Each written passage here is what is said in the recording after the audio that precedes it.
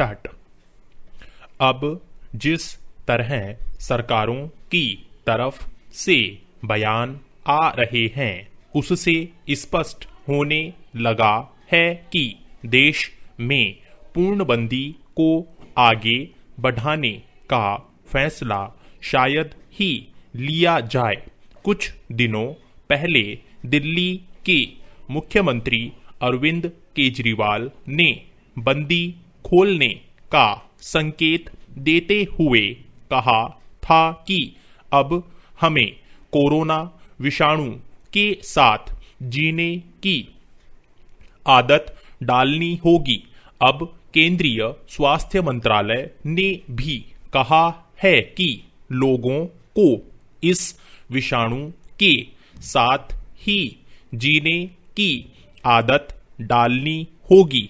हालांकि यह बयान बंदी के दौरान श्रमिकों के अपने घरों की ओर लौटने की बेचैनी के संदर्भ में आया है। इसके चलते कोरोना संक्रमण के मामलों में 2 गुना होने की दर 12 से घटकर 10 दिन हो गई है। तमाम कड़ाई के बावजूद लोग नियम कायदे सरकारी अपीलों का पालन करते नहीं देखे जा रहे।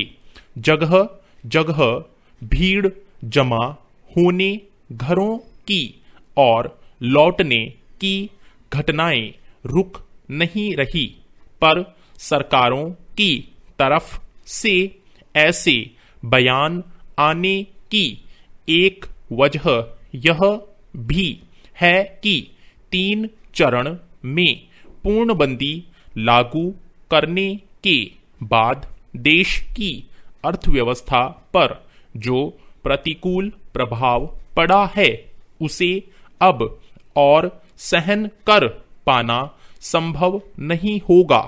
तमाम औद्योगिक घरानों का दबाव है कि कड़े नियमों का पालन करते हुए उद्योगों व्यावसायिक गतिविधियों को शुरू कर देना चाहिए। सरकारों ने भी इसकी जरूरत समझ ली है। पैरा इसके अलावा दुनिया भर के अनुभवों को देखते हुए यह साफ हो चला है कि बंदी कोरोना संक्रमण को रोकने का एकमात्र उपाय नहीं है। यह सही है कि पूर्णबंदी करने से भारत जैसी विशाल आबादी वाले देश में इसका संक्रमण उस रफ्तार से नहीं बढ़ने पाया जैसा अनेक देशों में फैला। जर्मनी जैसे देश अब बंदी हटाकर फिर से अपनी व्यावसायिक गतिविधियां शुरू कर रहे हैं। स्वीडन जैसे देश ने कभी बंदी का सहारा लिया ही नहीं। उसने सिर्फ संक्रमण फैलने से बचाव के उपायों पर कड़ाई से अमल किया और इस पर काबू पाने में कामयाब रहा।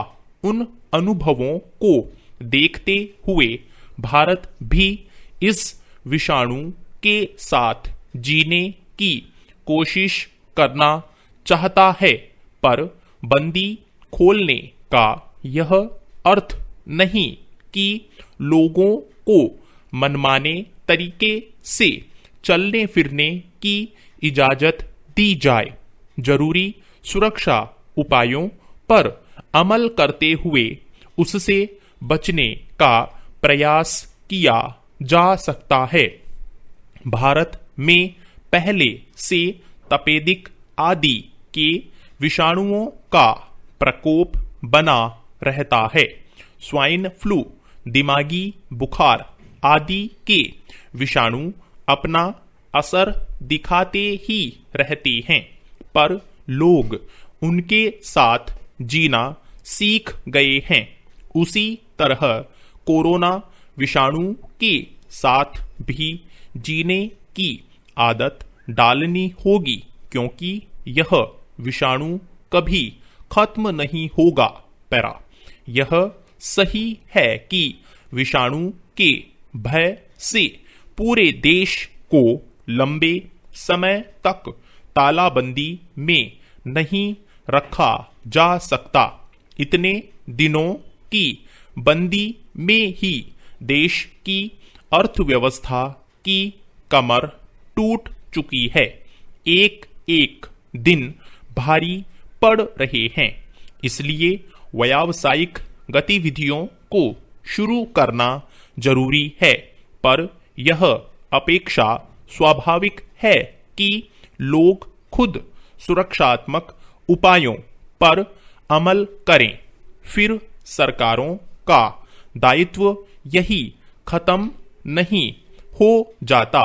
इस विषाणु का प्रकोप लगातार बना रहेगा और जैसी कि आशंका जाहिर की जा रही है कि अगले 2 महीनों में इसका प्रकोप शीर्ष पर पहुंचेगा। स्वास्थ्य संबंधी तैयारियों में मामूली लापरवाही भी भयंकर महामारी का रूप ले सकती है। इसलिए बंदी खुलने के बाद संक्रमण का खतरा बढ़ेगा और तब चिकित्सा आदि के स्तर पर अधिक मुस्तैदी की जरूरत पड़ेगी। स्टार्ट। कोरोना महामारी को फैलने से रोकने के लिए जारी पूर्णबंदी के बीच देश की अर्थव्यवस्था और आम जनजीवन को पटरी पर लाने की एक और बड़ी कवायद के तौर पर यात्री ट्रेनों की आंशिक आवाजाही भी शुरू कर दी गई है। इसके पहले ज्यादातर राज्यों ने अपने यहाँ औद्योगिक गतिविधियों को फिर से चालू करने का फैसला किया था। हालांकि देश में रेल सेवाएं शुरू करने को लेकर सरकार अभी फूंक फूंक कर कदम इसलिए रख रही है कि कहीं अचानक से स्टेशनों पर भीड़ न उमड़ आए और संक्रमण फैलने का खतरा खड़ा न हो जाए। इसलिए सीमित संख्या में लोग देश के तमाम हिस्सों में फंस गए हैं और उन्हें अपने घर लौटना है। इसके अलावा जरूरी काम से लोगों को देश के एक हिस्से से दूसरे हिस्से जाना भी है। ऐसे में रेल सेवाएं शुरू करना अब अपरिहार्य हो गया था। तथ्य यह भी है कि रेलवे भी लंबे समय तक अपना परिचालन बंद नहीं रख सकता। पैरा, रेलवे के इतिहास में ऐसा पहली बार हुआ है जब पूरे देश में इतने लंबे वक्त तक ट्रेनों के चक्के ठहरे रहे हों। सिर्फ कुछ मालगाड़ियां और विशेष कामों जैसे अर्धसैनिक बलों और प्रवासी मजदूरों को लाने ले जाने के लिए गाड़ियां चल रही हैं। पूर्णबंदी के दौरान सरकार इस वास्तविकता को समझ चुकी है कि रेल सेवाएं बंद करने का जो चौतरफा प्रभाव पड़ता है वह कितना नुकसान पहुंचाने वाला हो सकता है। इसमें कोई शक नहीं कि आम रेल यात्रियों के लिए गाड़ियां चलाने का फैसला जोखिम और चुनौती भरा है। इसलिए अभी उन्हीं गाड़ियों को चलाने की तैयारी हुई है जो लंबी दूरी की है और रास्ते में पड़ने वाले बड़े स्टेशनों पर ठहरती हैं, साथ ही जिनका किराया भी अच्छा खासा है, ताकि हर कोई घर से तत्काल निकलने की जल्दबाजी न करे। ट्रेन से यात्रा करना यात्रियों के लिए अब कई मायनों में एक नए तरह का अनुभव लिए होगा। सुरक्षित दूरी रखने और मुंह को ढकने जैसी जरूरी शर्तों का पालन करना होगा। पैरा विशेषज्ञ भी इस बात पर जोर दे रहे हैं कि पूर्णबंदी 3 की अवधि पूरी होने के साथ ही रेल, बस और हवाई सेवाएं शुरू कर दी जानी चाहिए। सरकार ने हवाई सेवाएं भी जल्द चालू करने का संकेत दिया है, लेकिन अभी सिर्फ घरेलू उड़ानें ही शुरू होने की संभावना है।